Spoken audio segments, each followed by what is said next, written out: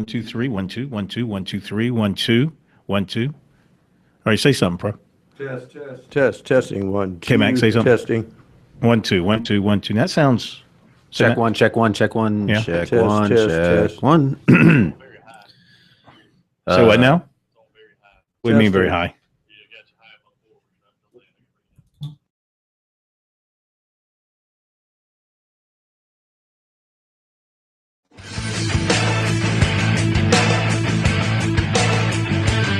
Live from Columbia, this is Sports Talk on the South Carolina Radio Network. Be a part of tonight's show. Call us at 800-956-7266 or email talkback@sportstalksc.com. Now, here are your hosts for Sports Talk, Phil Kornblut, Kevin McCrary, and Tom Hayes.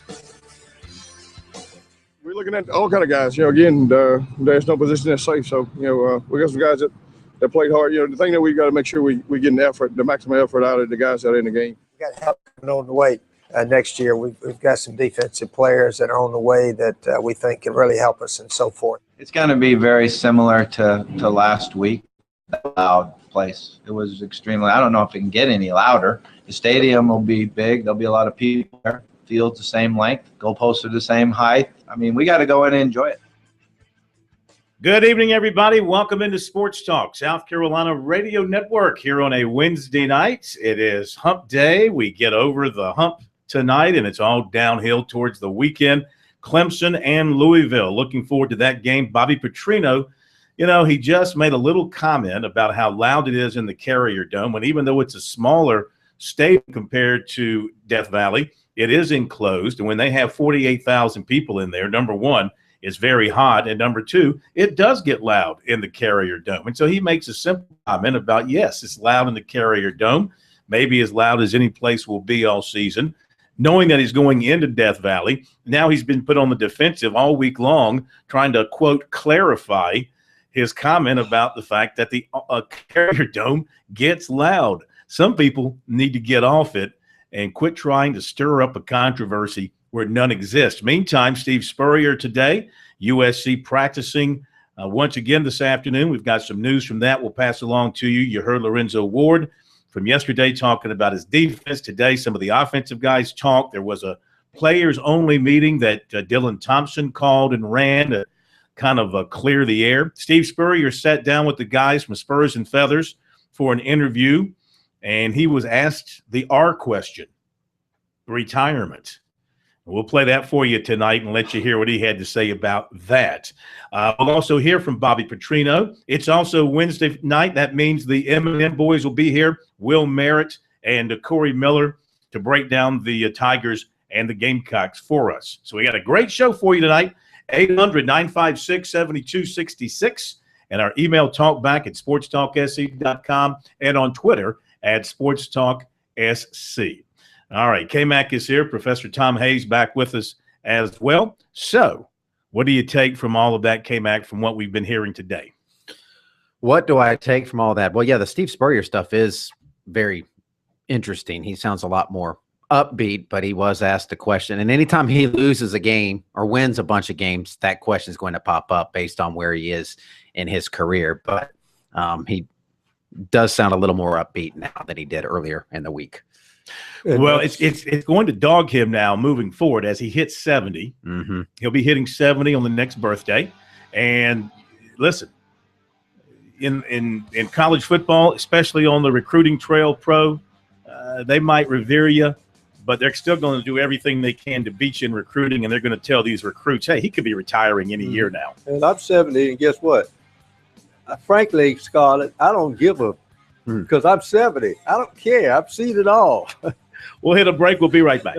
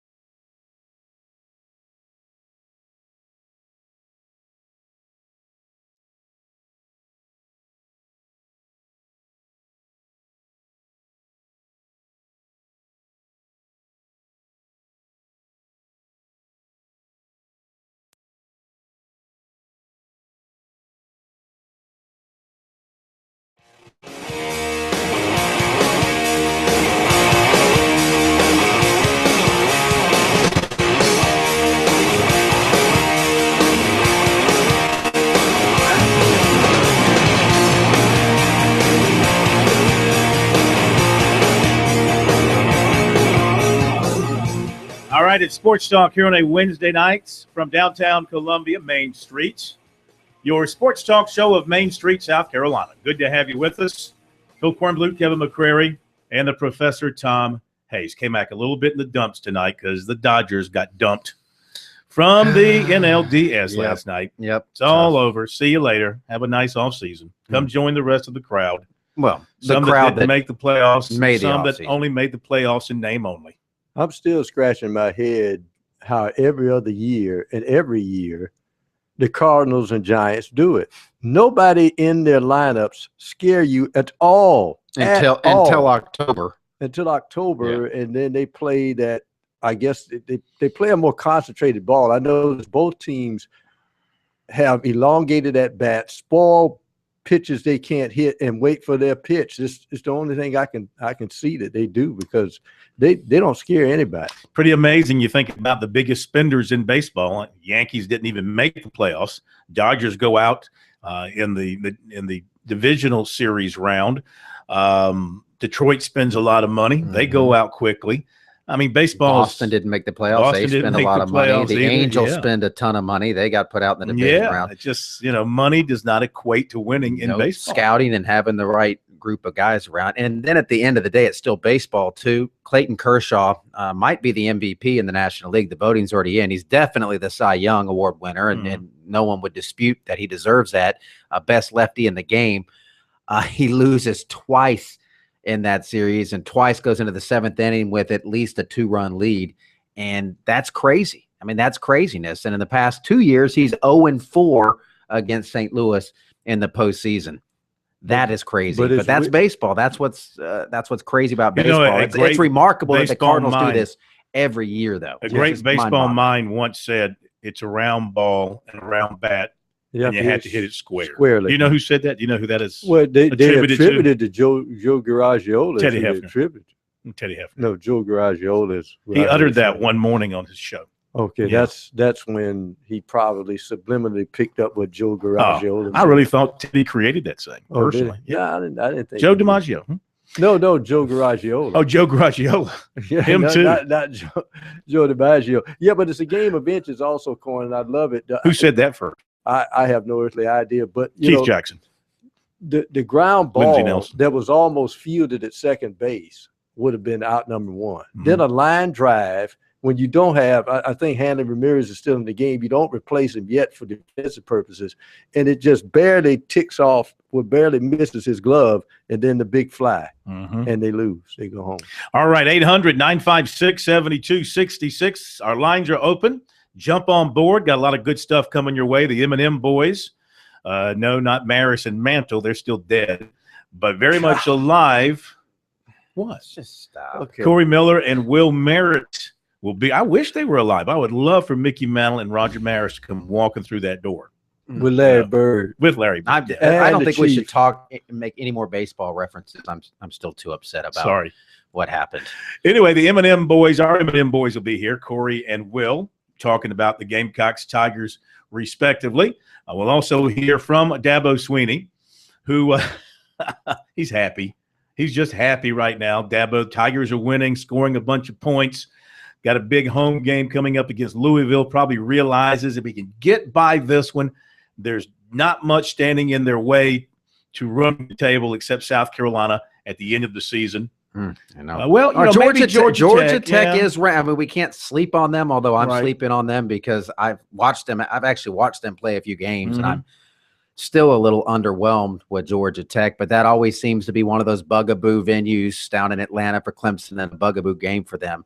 But you're right. I mean, Clemson, it is set up for them to go on a nice run, and I still am not convinced that Clemson's going to lose another game this season, and where that puts them at the end of the year, what bowl game or where they're going. They could be back in Miami for the Orange Bowl again. I don't know that it's going to be enough to get into the 4-team playoff because they really need Georgia Tech to be ranked. They need South Carolina to get on a run and be ranked because they need some quality wins to go with the wins that they have now, where they're just running it up on inferior opponents.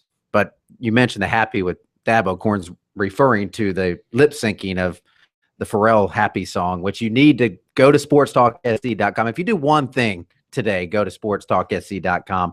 We've linked the video of Dabo Swinney dancing and lip syncing that song. It's a small piece of Dabo. It's about a 4-minute video. It's a promo for their upcoming homecoming weekend, reaching out to the alum.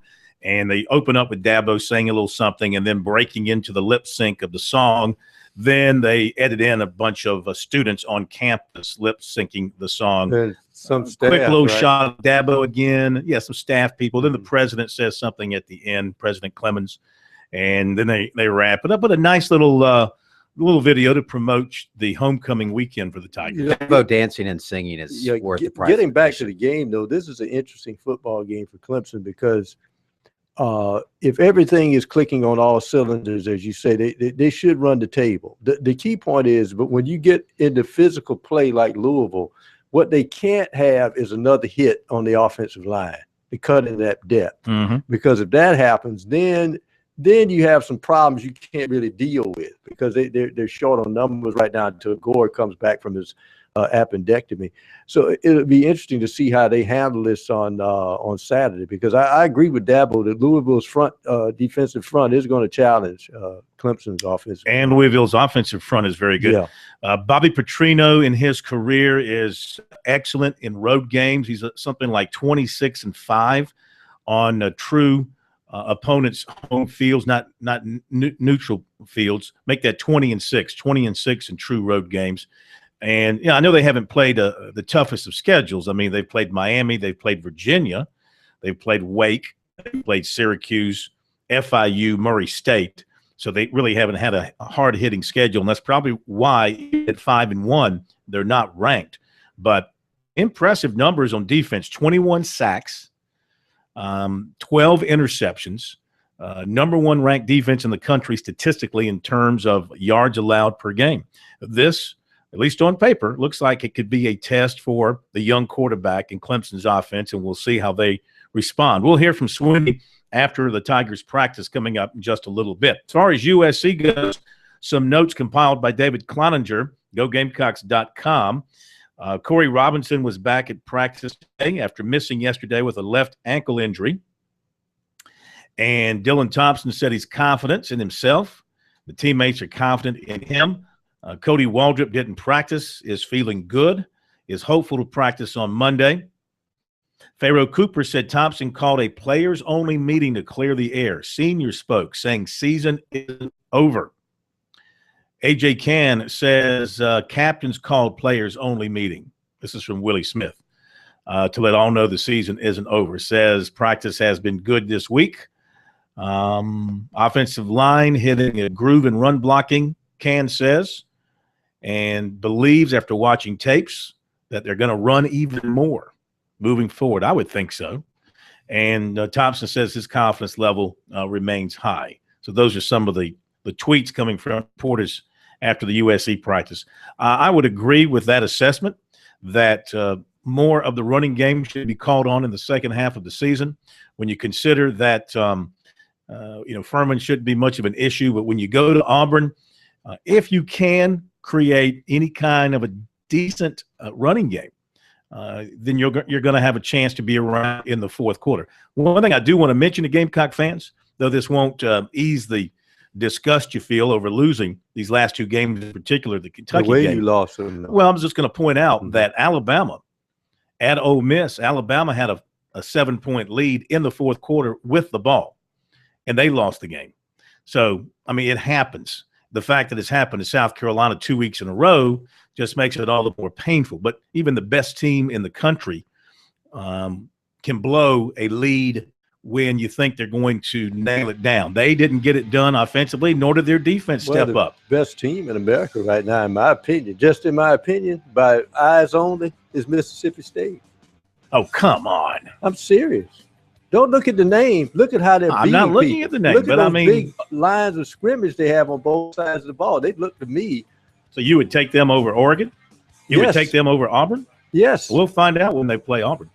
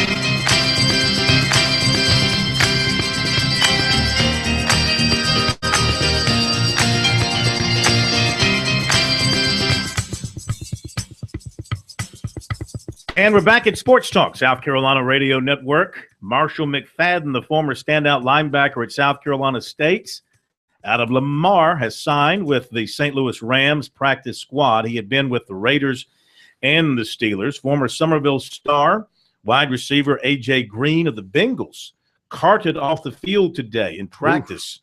Apparent toe injury. He's been dealing with toe pain since an injury during the win over Baltimore in the season opener. Missed one game and then returned for the third game of the season. So he is continuing to deal with that issue.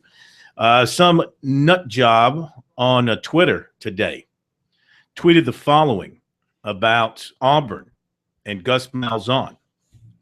Quote, I woke up bummed today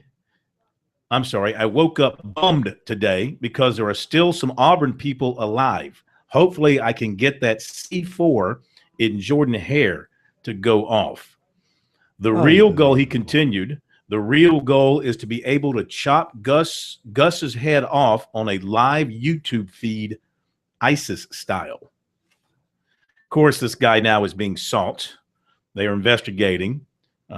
Various police agencies they've got the address of the Twitter account, which apparently leads to a spot outside of the state of Alabama. So, what can you say about the access that people have to other people's attentions these days? That's the problem. These kind of things probably have always been thought about over the years. Somebody's mad at somebody, they think about it, but they had no way of putting it out there for the world to see your idiocy. But now we have that, quote, luxury to see what the nut jobs He'll get the luxury of talking to luxury. some law enforcement. This guy needs to be, but you have to take all of those things serious. Yes. And I'm sure they're, they've got a name and all that kind of stuff, at least a name on the Twitter account. I don't know how they can trace it to someone and prove that you're the one that actually typed it, but I guess there's a way. All right, 800-956-7266 is our number. Coming up here at the bottom of the hour, we'll hear from the M&M boys, Corey Miller and Will Merritt. Looking forward to their take on what's going on with the respective teams.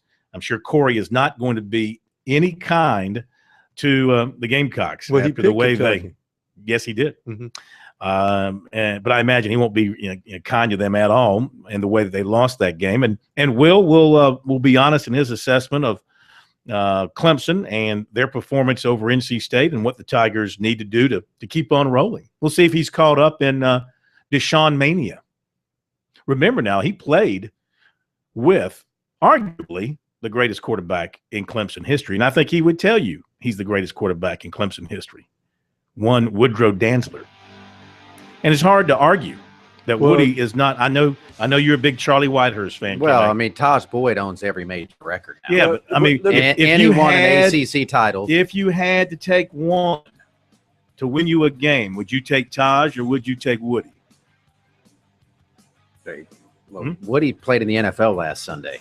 Taj is trying to catch on with an XFL team. All right, hit a break. You mean Charlie play?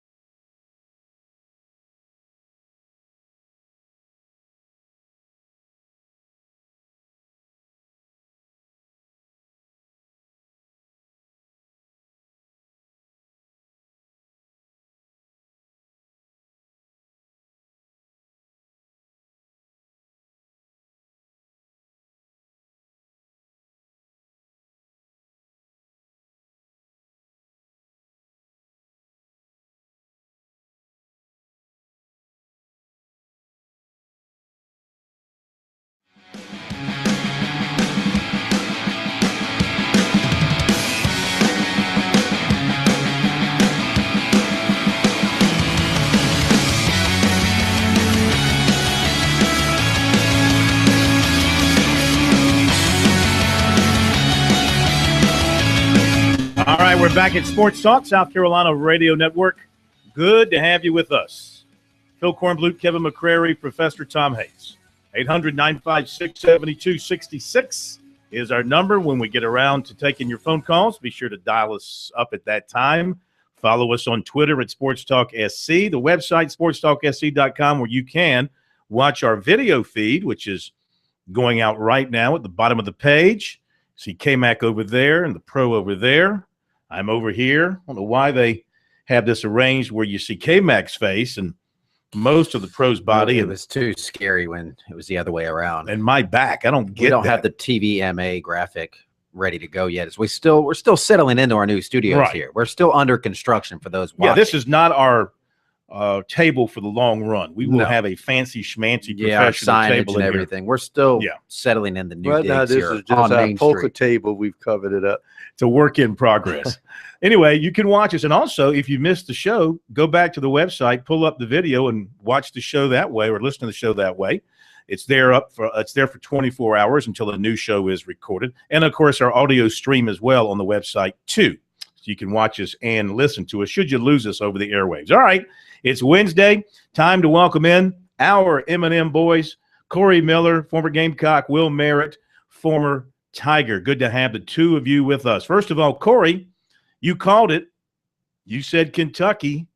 What'd you think of the final 10, 12 minutes of that game, and did it play out kind of how you expected it to play out? Well, I knew, South Carolina, again, defense on the road would struggle. And you got to have those two elements, special teams and defense. And I just never felt comfortable with this defense. I know everybody kind of got excited about the showing for at least 3 quarters against Missouri. But no one talked about, the best receiver was out, our lineman was out. They had some issues offensively. So that didn't sell me. But, yeah, it did play out. I knew Kentucky would continue to fight. They showed resolve when they went down to the Swamp and played Florida. They didn't quit. We knew they had a lot of great athletes, people that can do things with the ball, especially work out in space. But I didn't know that they were going to run the Wildcat the way that they did. And really, Phil, I thought that South Carolina did not adjust. And one of the reasons Lorenzo Ward said he's going up top so he can see what's going on, because he would have made some adjustments. I thought Kentucky would win the game, and that's why I was not afraid to go out on the limb last week. Corey, from a linebacker standpoint, a defensive player standpoint, why is it so hard to stop the Wildcat? Well, the thing is, you have to get off blocks. And if you are getting engaged with a blocker, those guys are so quick to a gap, and you got speedy backs like Kentucky had, they're gone. The way you got to do things is you got to stunt, and I think Lorenzo Ward even alluded to that. You got to move guys around. Penetration kills the Wildcat. I mean, you got to get in the backfield. And they were just window dressing with that jet sweep guy running by. They weren't going to give him the ball. But South Carolina was bringing pressure on the outside. They were jetting their guys up the field, the outside backers. Guys were getting out of their gaps, and they were getting gashed. Linebackers getting cut off, and now he's on that second and third level. But if you sit there with good backs and try to, stay engaged on blocks, you're going to get gashed all day long. I was surprised that Lorenzo Ward didn't bring pressure up the middle or run some run stunts where those guys could penetrate and get in the backfield. He never did that. All right, Will, the code word at Clemson these days, today in particular, is happy. Everyone's happy and dancing up at Clemson. They got themselves a great young quarterback scoring a bunch of points. Defense is, is playing lights out. You got Louisville coming in this weekend, and not much else down the road if you get past Louisville until you get to South Carolina, maybe Georgia Tech. We'll see. But anyway, how are you feeling here as we hit midseason for the Tigers about the way things are shaping up? Well, I think you got to be excited about where you are. Everybody is going to look back at that Florida State game, and there's no way you can kind of peer back and go, what could have been had you won that Florida State game. But since that point, what you've done over the next couple of weeks is, you've taken care of business. And this past weekend was pretty emphatic. You went out against an NC State team, and I told you guys on the air, I thought it would be, a 3-4 quarter type ball game, and it was not. It was half of one quarter, and it was over. And, it was embarrassing for NC State. I did not see that coming. Honestly, I did not see the defense playing that well against NC State, but they did. And yes, I think you should be happy about Deshaun Watson and what he's doing right now, and the fact that he's getting national notoriety. And I think you've got a very bright future ahead with him. However, Phil, you've seen this before. This is a story that plays out many times over. You've got an opportunity this weekend to continue this trend along. So if they don't do that, then this will be a very, very short, lived, blissful attitude that the Clemson Tiger fan base gets to have. I do think that they will play well this weekend, and I think that obviously Louisville's head coach has done nothing but to challenge the fan base at Clemson to come out early and be awfully loud. The Clemson offensive line has had some injuries. It seems like they've settled on 5 guys right now who will be starting together for the third week in a row. I thought they did an excellent job in pass protection. I thought Watson had ample time, had a very nice pocket around him. What do you think of the work that Caldwell's done with this offensive line, considering it's been a lot of moving pieces? Yeah, that's a great question. Yeah, I do think he's done a really tremendous job of getting those 5 guys to gel together. There's some cohesion there that I don't think everybody could predict before the year started. I do think losing Goring Guillermo is kind of a big deal. I think that anytime you lose a tackle and lose a center, those are 2 positions, not to diminish the guard position, but, the center position is one that, kind of starts the chain of command down the line of scrimmage. And then obviously the tackle position is one that protects your quarterback from, the pocket standpoint. So I do think that losing those 2 guys is a big deal. But ultimately, Phil, I really honestly believe that Coach Caldwell's doing some of his finest work right now and trying to gel those guys together. Do I think it's going to be enough against Louisville, the #1 defense of the country? I'm not sure. I really don't know. I think this will be maybe the toughest test that Deshaun Watson has faced all year. Corey, I wanted to go back to what you were saying about the defense. And to me, there's so many good teams in college football. I don't think it's a great team. Teams that win games obviously have to be successful, but they also cover up their weaknesses. I'm going to that end to say this. Are you surprised the last 2 games that South Carolina on their last offensive drives keep throwing the football when they've had success running it? In other words, keeping their defense off the field when you got a lead. Yeah, and especially when you gashing this team all night long, and I was really shocked. I mean, being the genius offensively that Steve Spurrier is, why would you throw the ball? There was no reason to throw the ball. They haven't stopped you running the ball all night long. Mike Day in a zone, and he didn't get a touch, I believe. I guess around the last 8 minutes or so of that ball game. And that to me is insanity. and so I think Steve Spurrier has to, and he did. He always comes and says, hey, we made a mistake, and we should have kept running the ball after the fact. But I mean, you're a smart coach, you're a Hall of Fame coach, you're offensive genius. That made 0 sense to me. And so you're right. They're just as much to blame as that defense, because you had a chance to gash and rest your defense, but yet you come out throwing the ball around. It was a huge mistake for the Gamecocks. Quickly, Corey, before we hit the break, they had a players-only meeting today led by Dylan Thompson, or this week. Can those be good things for a team to go through a little meeting like that to let some feelings be expressed? Phil, I've been in those several times in college and the pros. They do. I mean, really, they're not any good. It's just a waste of time. Just go out and play, practice, do little things to make yourself better. Will, you ever have a players-only meeting at Clemson? Yeah, I did multiple times. As a matter of fact, I called one time, but it was kind of a Hail Mary. We were kind of drowning at one time. So I'm with Corey. I'm not sure that they matter a whole lot. Players make plays. I think Corey said it best one time. He said it's the Jimmies and the Joes, not the X's and the O's. So, and I've used that term many times. The guys go out there. They have to go out there and make plays. Yeah. All right, guys, hang on. Going to hit a quick break. We'll come back and talk a little more with you. Look ahead to Clemson, Louisville. The Gamecocks off week. It's the M&M Boys here on Sports Talk. Corey Miller and Will Merritts, and we'll be right back.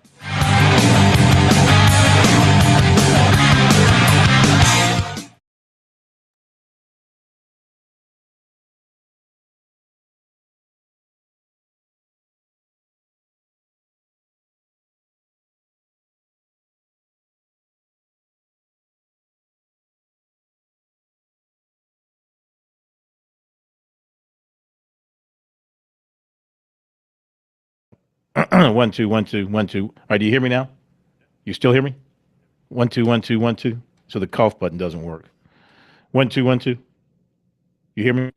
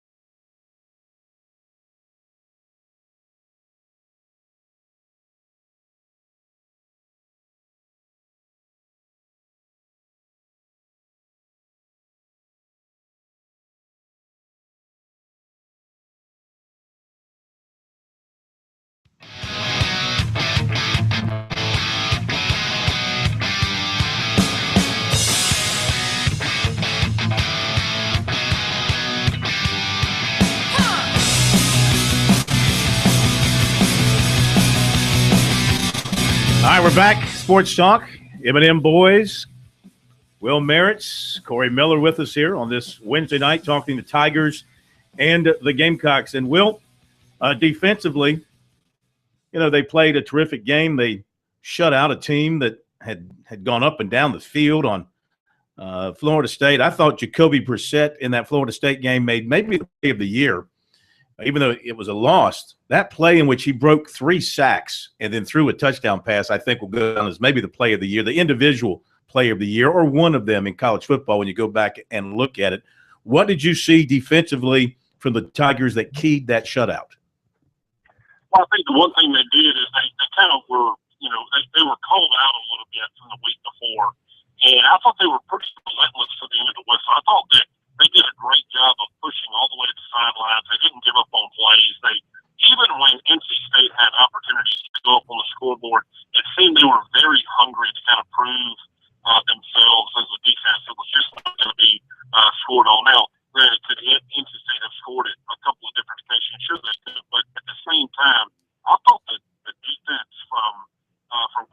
Coach did is they were pretty relentless to the end of every single play.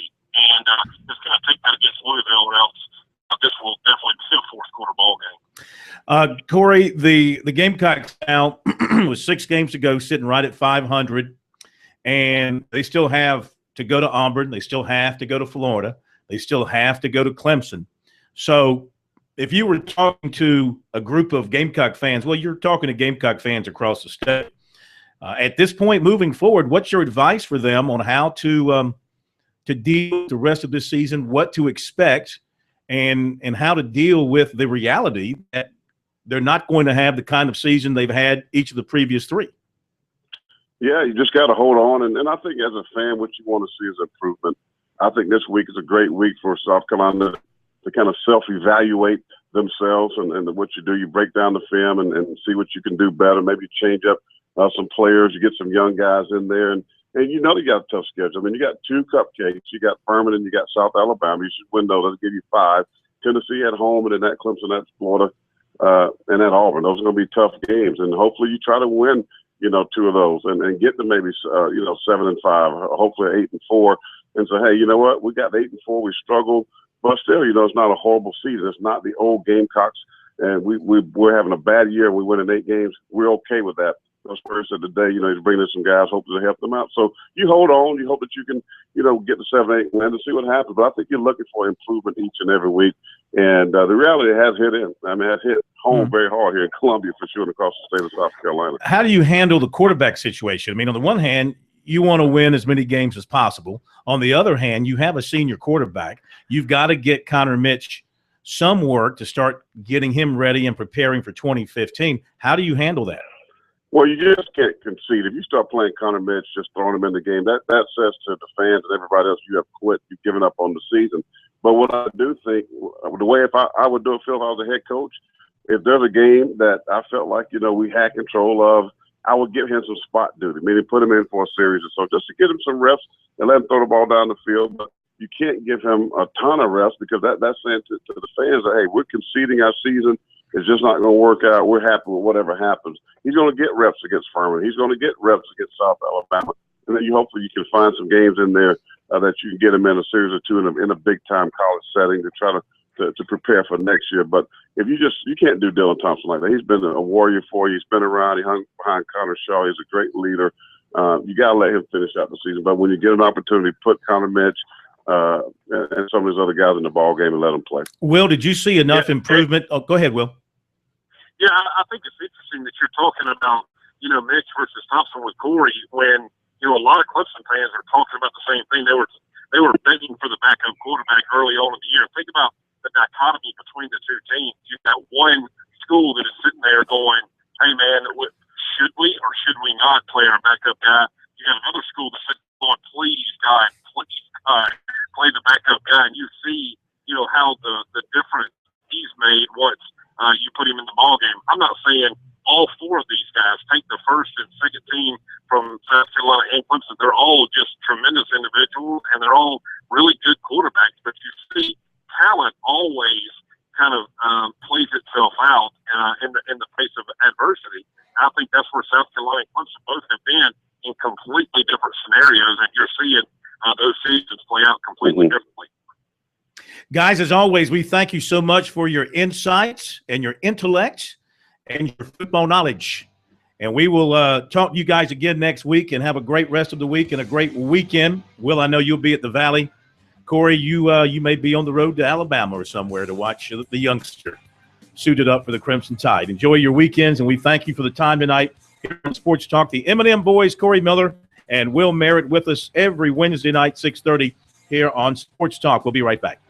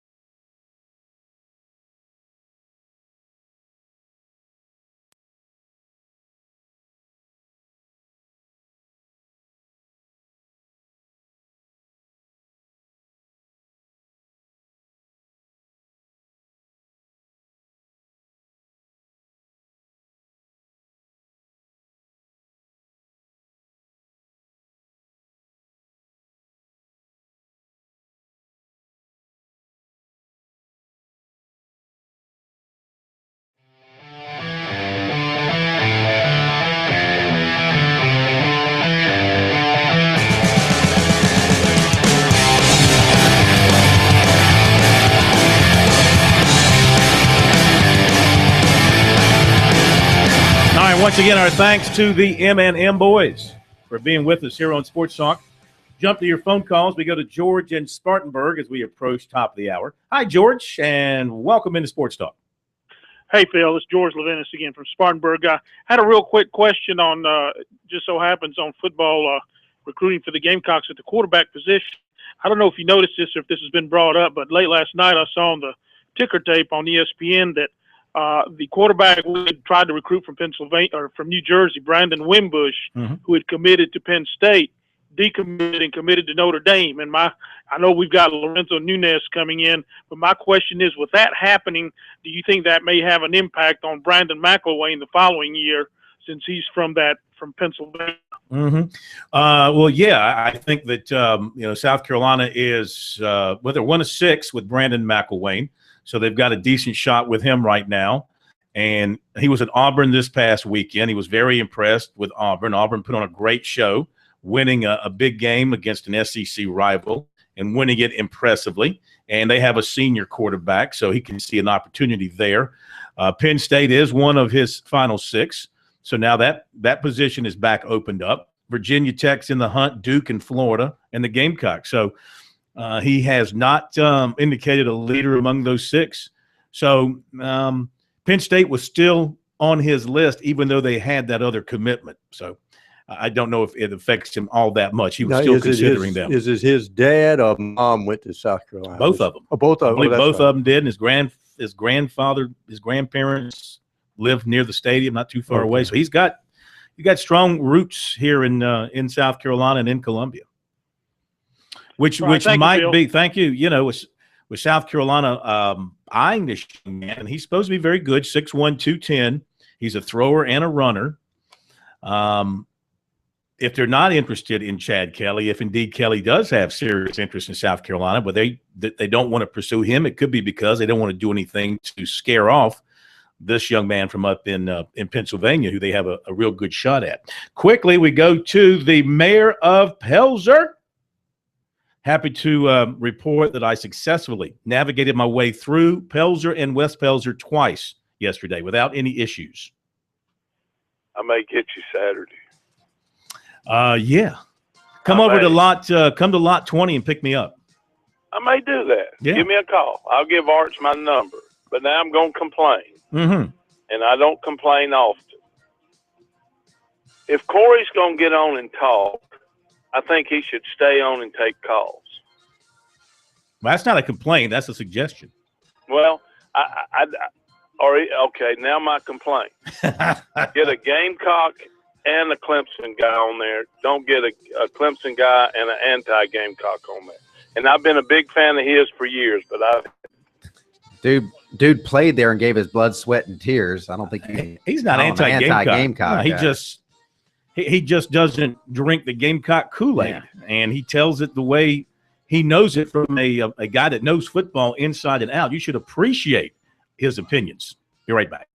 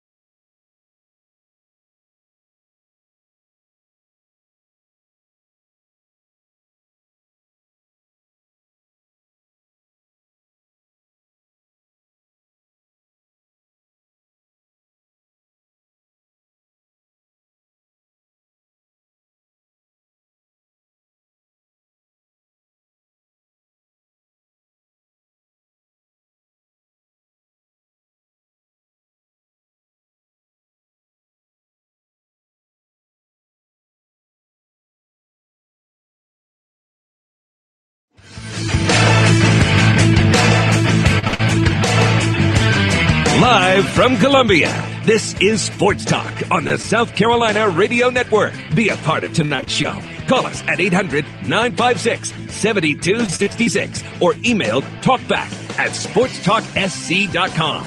Now, here are your hosts for Sports Talk, Phil Kornbluth, Kevin McCrary, and Tom Hayes.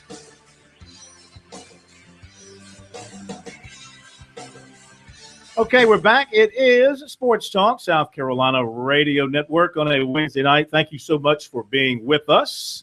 However you are receiving us tonight, thanks to our stations around the state for being a part of the Sports Talk family, now in year 31. And looking to go on and on and on into the future forever.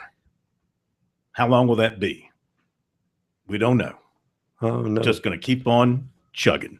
800-956-7266 is our phone number. Email talkback@sportstalksc.com. Got some email we'll get to. Going to hear from Steve Spurrier coming up here in just a little bit. Also from Dabo Sweeney. Joe Moglia, head coach at Coastal Carolina, is going to join us tonight. They are having a fantastic year. They go to PC, or they play PC. Is that on the road?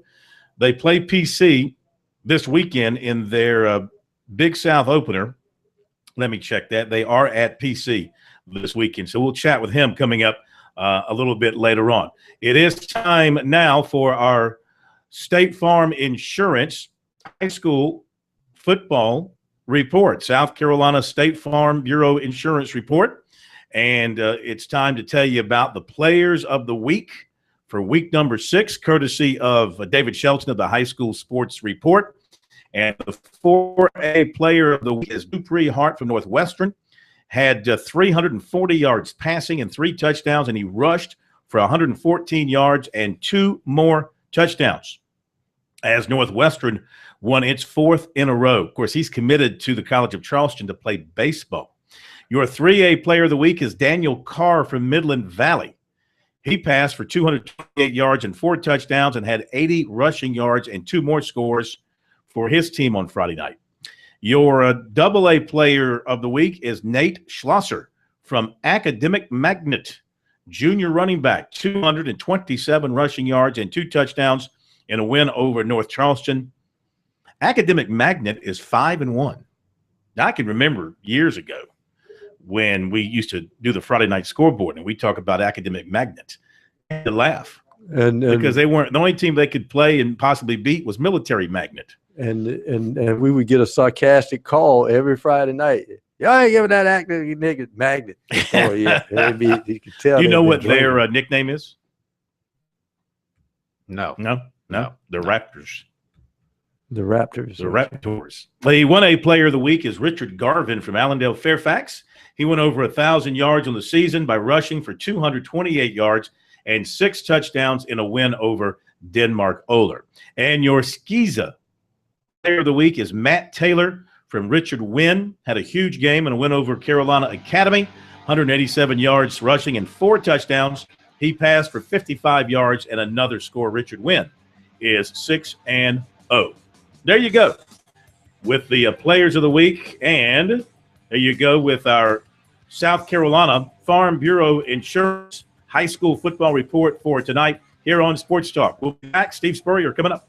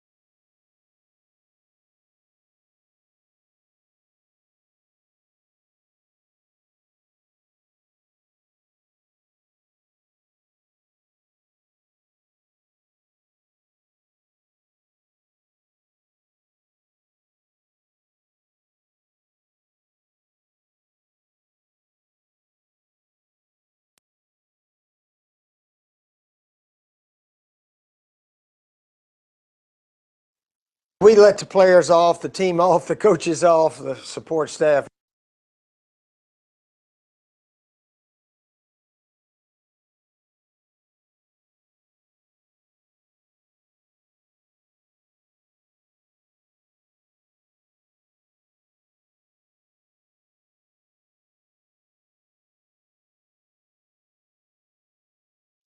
We let the players off, the team off, the coaches off, the support staff, everybody. We're actually probably one of the few teams in the country that hasn't had an open date yet. Everybody has 2.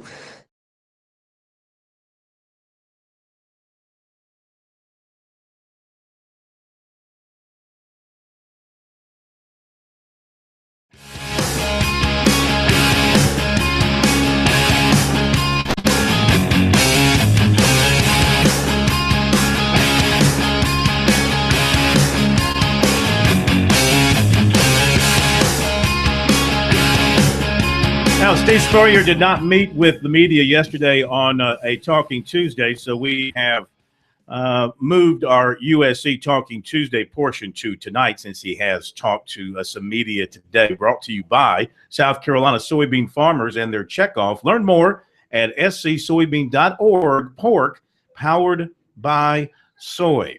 And he sat down, Spurrier did, with the guys from spursandfeathers.com, Brian Hand and Glenn Snyder, for a little chit-chat about the state of the Gamecock football program and what's ahead. And here is Spurrier talking to those guys and, first of all, explaining what's going to go on with the program the rest of this week as they have their bye week. The players off, the team off, the coaches off, the support staff, everybody.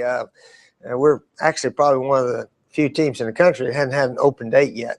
Everybody has 2, and ours are after 6 games, and then I think after 9 games. So we'll have 3 in a row and have another open date.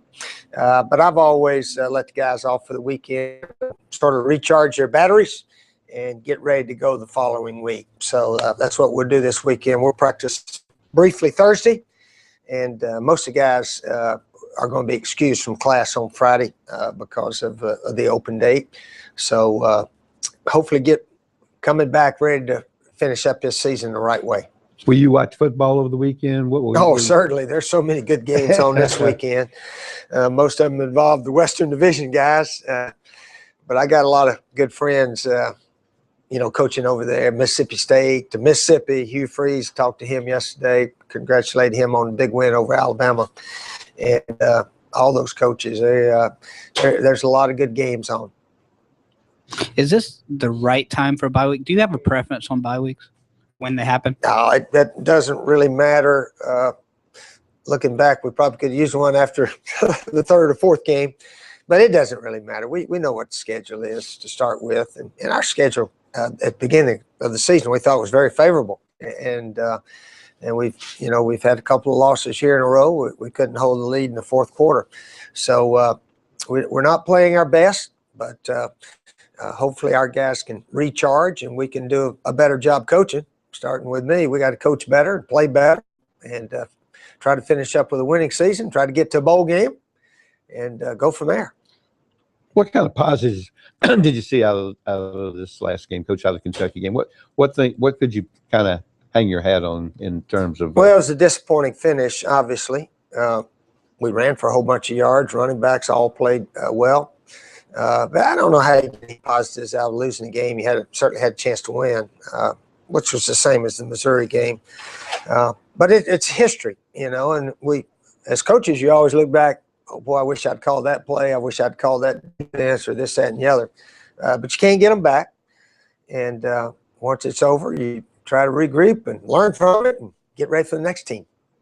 On the whole, on the year, after 6 games, is there anything that you can really take that's positive all around? Any players that really stuck out to you? Well, there's certainly we beat Georgia. That's the only positive I know of. And we beat East Carolina, which was a very good team. I think that's their only loss. And Georgia's only loss was to us. We scraped by Vandy, almost scraped by Kentucky. And, that's just sort of the team we are this year. We've had our chances to scrape by a couple of teams. We didn't do it. And got clobbered by Texas A&M. But I still believe we can play better. I may be wrong, but we got we as coaches, we got to tell our players, come on now, we can play better than we're playing, and we need to coach better also. Coach, it's out there, and I know the answer, but when I had more than 2 people ask me this question, say, well, Coach Spurrier's not going to get frustrated and quit, is he? I say, no, this just motivates him more. Yeah, I know that question will start coming up when you coached as long as I have. But we got one of the coaches today said we got help coming on the way next year. We've got some defensive players that are on the way that we think can really help us and so forth. We do have an outstanding recruiting class. One of the top junior college linemen in the nation's committed to us. I can't use his name right now because he hadn't signed. But we do have some really good players on the way. Yeah, I use the word transition a little bit, Coach. It's kind of the way this year's sorting out. There's just a couple of pieces here and there that aren't in place. You know, it was interesting. Everybody picked us to win, and the East, or a lot of people did, and yet we had one defensive player make third team All SEC. And I said, well, wait a minute now. If we're supposed to win, are we going to have just one guy to make a third team All SEC? And I thought Sky Moore should have been first or second team or something like that. And some of these other guys. But the way we've played this year on defense, maybe that's where we are. We're just not quite as good. It just hasn't worked out. And I think we could have coached a little bit better on offense and defense and special teams. Special teams has done nothing this year, productive force. So we're just a struggling bunch, but we've been in every game but one. So we got to believe we got a chance to win some close games as we finish up.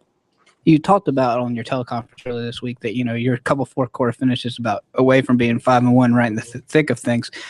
As a head coach, is it easier to be 6-0 and get your teams motivated, and and then to be 3-3, you got to change your composure? How do you go about that as a head coach? I've always tried to approach every game pretty similarly.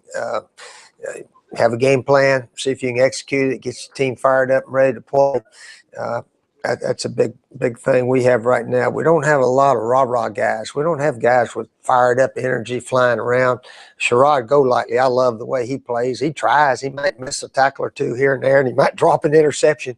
But he tries as hard as he can. He's all over the place, playing fast. And I wish we had the whole team doing that. But that's just sort of where we are right now. But again, a few plays here or there could be better or it could be worse. I mean, we could have lost to Georgia and East Carolina and Vanderbilt. So we're not a dominant team by any means. And we just got to keep coaching hard and trying to maybe get some different guys on the field, find out who your players are. A big part of coaching is recognizing who's a ball player. Some guys may look good in practice and the game starts, don't play very well. So that's part of coaching, recognizing who your ball players are. Hey, some good stuff from Steve Spurrier talking to the guys from SpursandFeathers.com, Brian Hand and Glenn Snyder. Good job by those gentlemen and getting some interesting comments from Spurrier. I'm tell you what, guys, I don't know what he's thinking. If there's one coach on that staff, though, that should not send his laundry out for to be clean for an extended period of time is Joe Robinson, because Spurrier continues to hammer away on the play. You heard what he said. The special done nothing for us this year. Well, they've made all their kicks for the most part, the field goals, and they blocked a couple of kicks. But their kickoffs, and actually Tyler Hull has punted better this year, but their kickoffs have been really bad. And And so the two returns by Vanderbilt, and they don't really they don't have much of a kick return game, and that's not just Joe Robinson. That's been everybody. But you are seeing now, and I'm following some of the tweets from Spurrier's Collins show. They realize now that they're just not as talented as they've been the past couple of seasons, and that's part of it. The interesting thing is, what did they say was, I think that was a Lou Holtzism, it's not as good as you think you are, not as bad as you think you are. It's 17 minutes from being 5-1. If there's any difference in this football team is they had problems last year with special teams, and they had problems with special teams, it seems to me, since South Carolina football has existed, except for A. Sanders' punt returns. But the key point is, in my opinion, they just don't have the one or two defensive players that when they need a stop, they make a play. A Clowney sack when Tennessee is closing into the end zone to take the lead, or a Jimmy Legree interception at the goal line against Vanderbilt.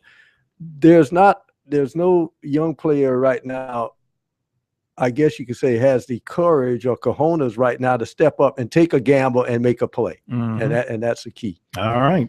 Let's see. We have a break coming up, and we will come back on the other side. Bobby Petrino will make his debut at Clemson Saturday. He is an offensive genius. Will he come in by motorcycle? That's a good question. I think not. See, I could make a lewd comment here, but I'm not going to do it because, anyway, he will be in Death Valley. I wonder if people will write him hard about, no pun intended, about his motorcycle accident. We'll hear from him and his thoughts on playing Clemson in the Valley. Joe Moglia coming up too. Dylan Thompson also.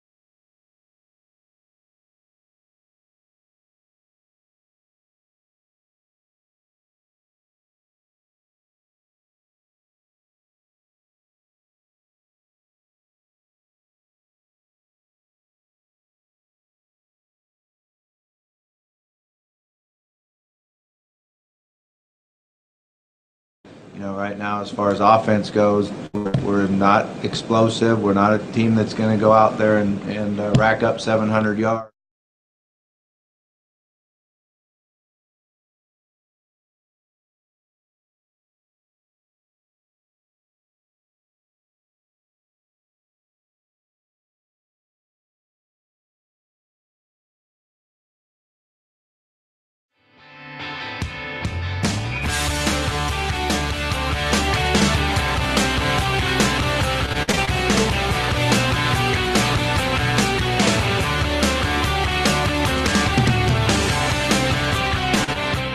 Yeah, I'm looking forward to seeing Louisville in person for the first time in the Valley against Clemson. Bobby Petrino up close and personal as a coach on the sideline.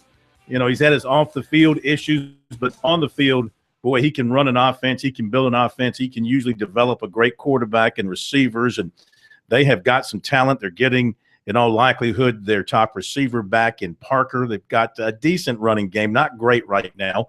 A big offensive line, but a defense which statistically has been outstanding and is very athletic.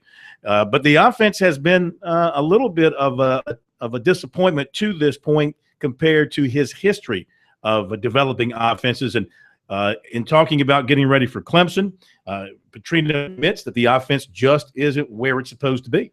You know, right now, as far as offense goes, we're not explosive. We're not a team that's going to go out there and rack up 700 yards. We're working to try to find a way to win the game, which is new for me. You know, I haven't been in this type of situation where you're real strong on defense and offensively you're working just to make sure that you can score enough points to win.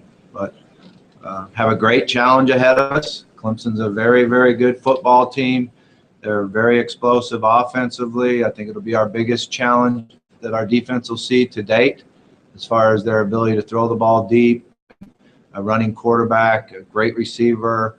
You know, they have a lot of pieces in that offense. And then defensively, they've been very good. You know, last week they were extremely good against North Carolina State, but they've shown to play good defense, both stopping the run and defending the pass. So it'll be fun. It's a great trip for us. When you look on the schedule and you say, hey, we get to go to play in Death Valley, these are the type of games that the players we recruit and the guys that are here came here to play in. So we've got to have a great week of preparation and go attack the week and go down there and play very good football to come away with a win.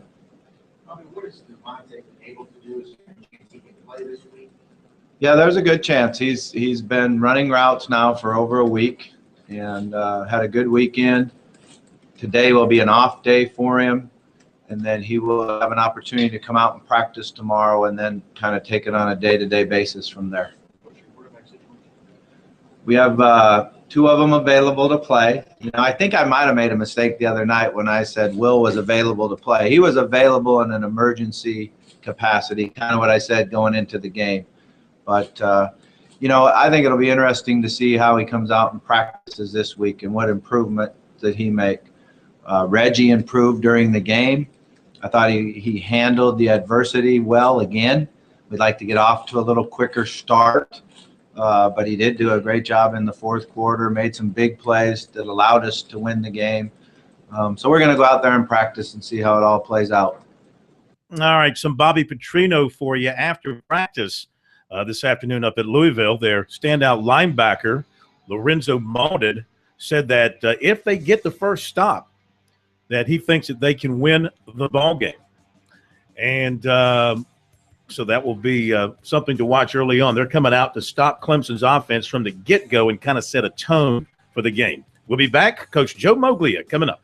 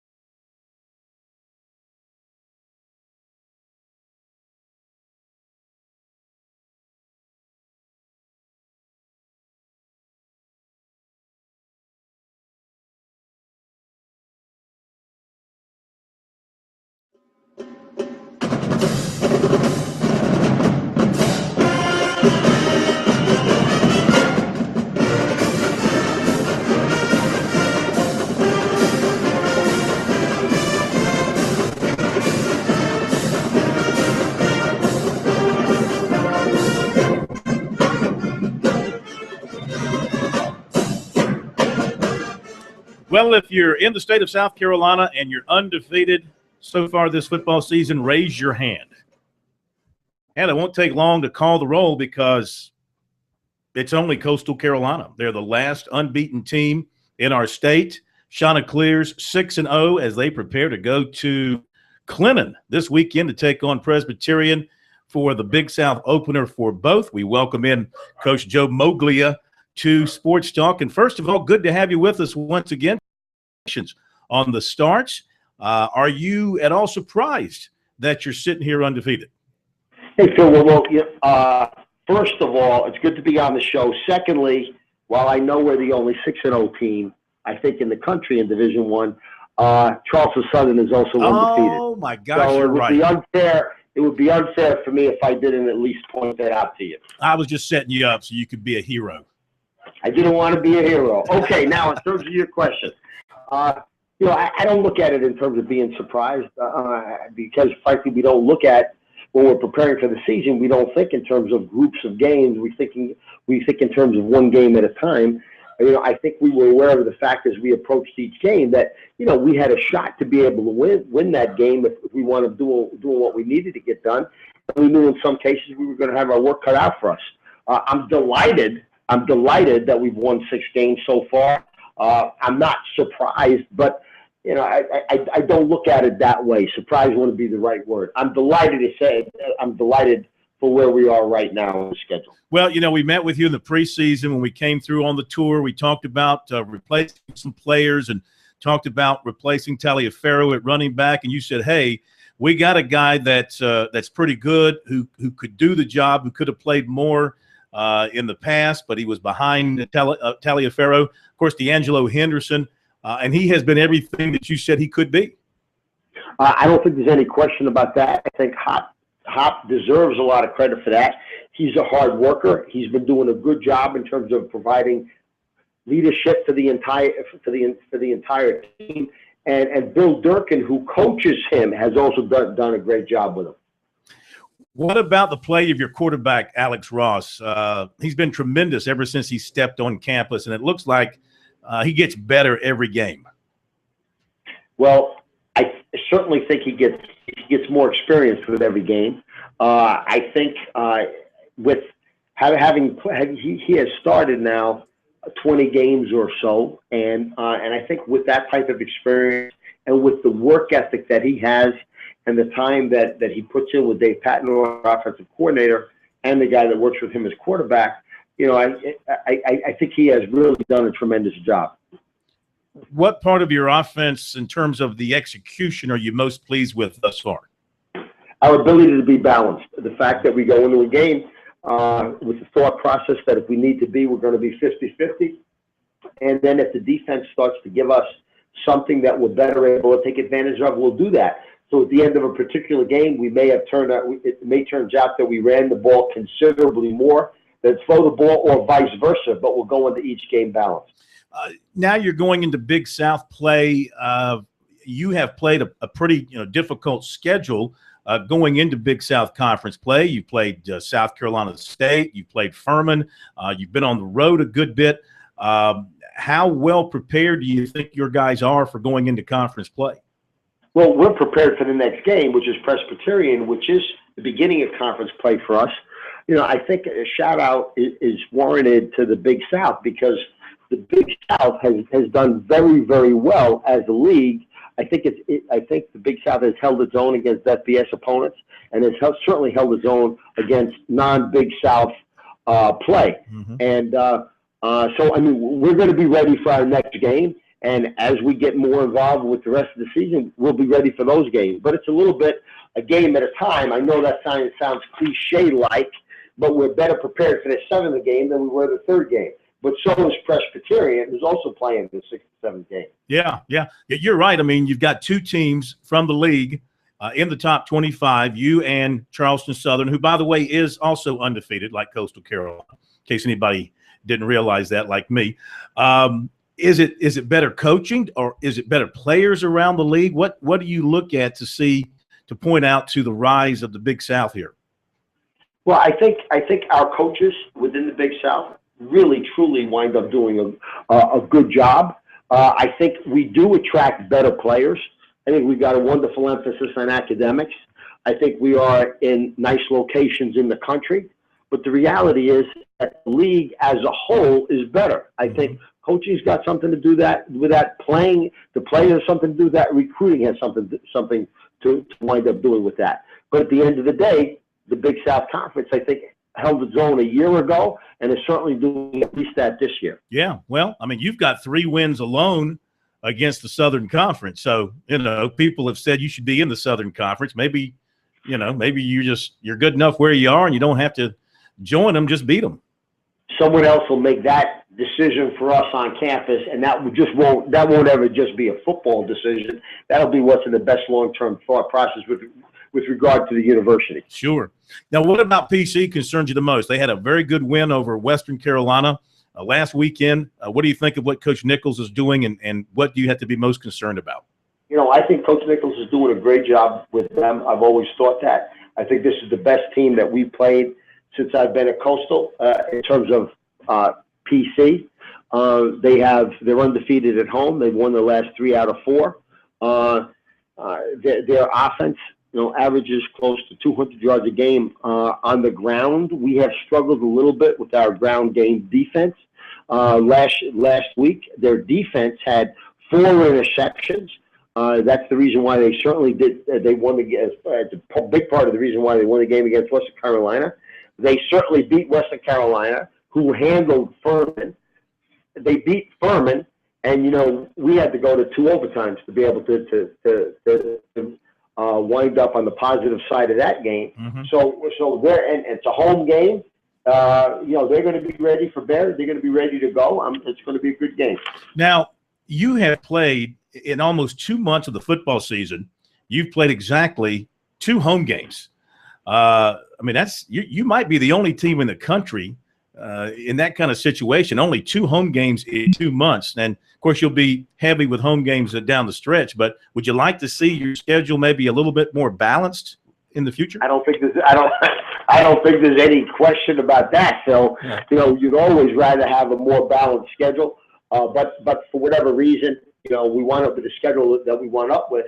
And it's not our job to kind of challenge that part of it. It's our job to be able to make sure our guys are prepared each Saturday. We would prefer to play 12 games at home on beautiful days in the afternoon in front of sold-out crowds, but we don't always get the opportunity to do that.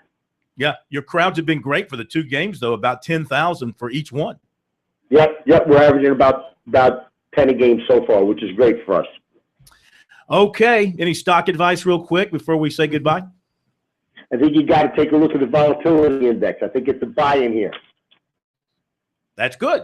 I'll do that. That's the VIX. VIX. You got to look that up. I'm going to look it up. And by the way, you do play Charleston Southern in a couple of weeks. And then if you keep on winning, they keep on winning, there'll be just 1 left. Well, we got to get there first. We got a big one this Saturday. No doubt. Thank you so much for your time. We'll talk to you again soon. Thanks, Phil. Thank you. What was that he mentioned to check? VEX,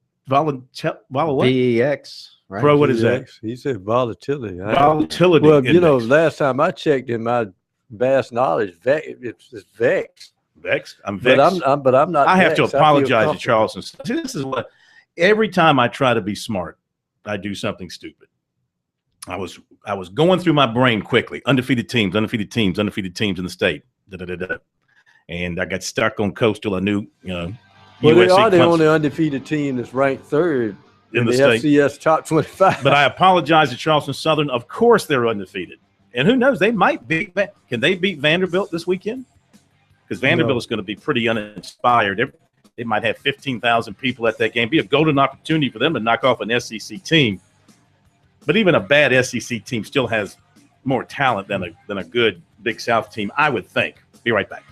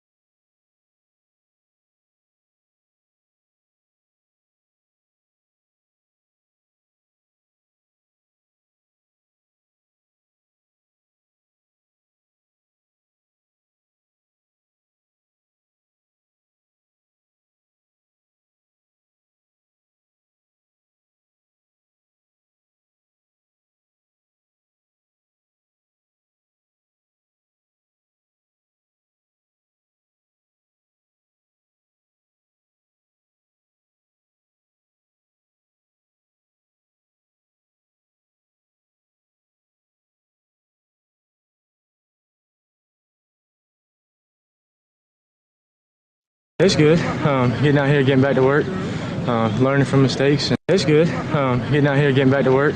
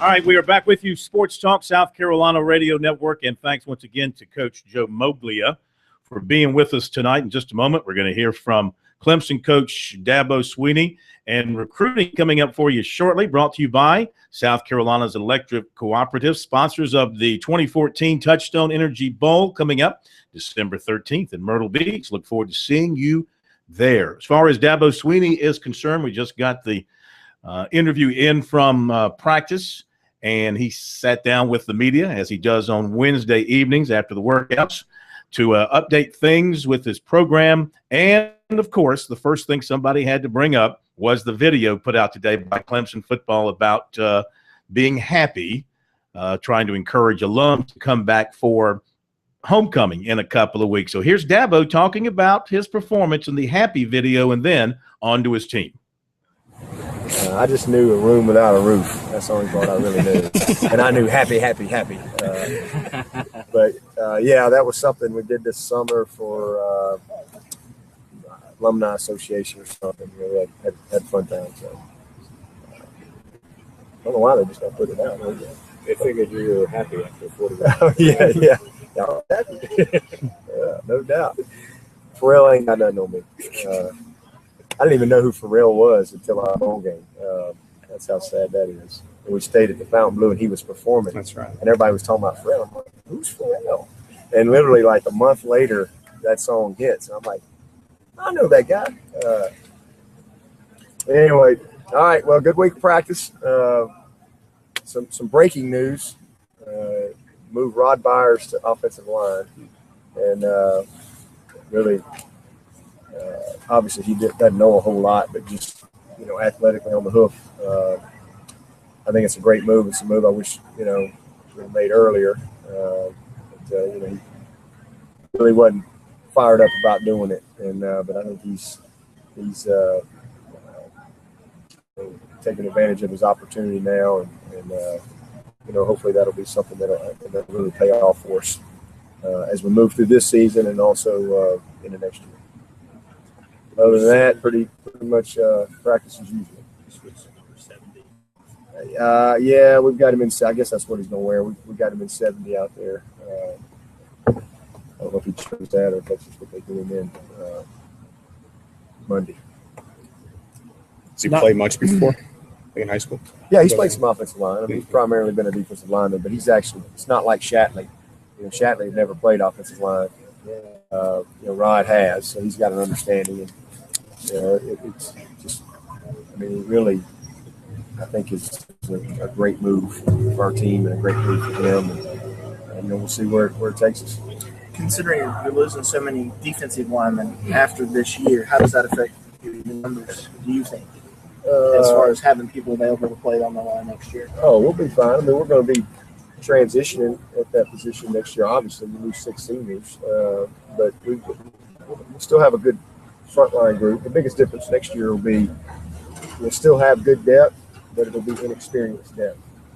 Unlike this year where we have really good depth and it's all experience. That'll be the biggest change. And so that's why you go. We got some guys that have kind of been waiting their time here. Really excited about Jabril Robinson. I think he's going to be a great player. Pagano, is kind of chomping at the bit for his time. Obviously, DJ Reader and Carlos Watkins, we know what they're capable of. And Dodd, Nebo, Dane Rogers. I mean, we've got some guys. We just again we'll be really good with our first group and talented but inexperienced with our depth. That'll be the biggest difference in our team as opposed to this year. As scout, we could always move Rod back. That's just something we'll see. Has scout team been simulating 2 different quarterbacks this week? Yeah, we've had 3 different quarterbacks because Coach V got in there today and ran 2 periods of quarterback. He wanted to sling it around a little bit and run into his tempo. So I'm not sure how much that prepares us with Coach V working at quarterback, but there was a high sense of urgency. I'll tell you that. They're going to do what they do. They're not much different. We've seen both guys. I mean, they'll get into some spread stuff with both of those guys, but they're not going to change who they are. All right, Dabo Sweeney after the practice today up at Clemson. Final words from him this week, looking ahead to Louisville. And again, a couple of pieces of news. He mentioned Rod Byers moving from the defense over to the offensive side of things. Sharon Peak is still limited. Tony Stewart was better today, but not ready to play, has a hamstring, hopes to play on Saturday. Ben Boulware looked good in practice today coming back from his concussion. Cole Stout is ready to go if needed. DJ Reader did not play against State because of rules violation.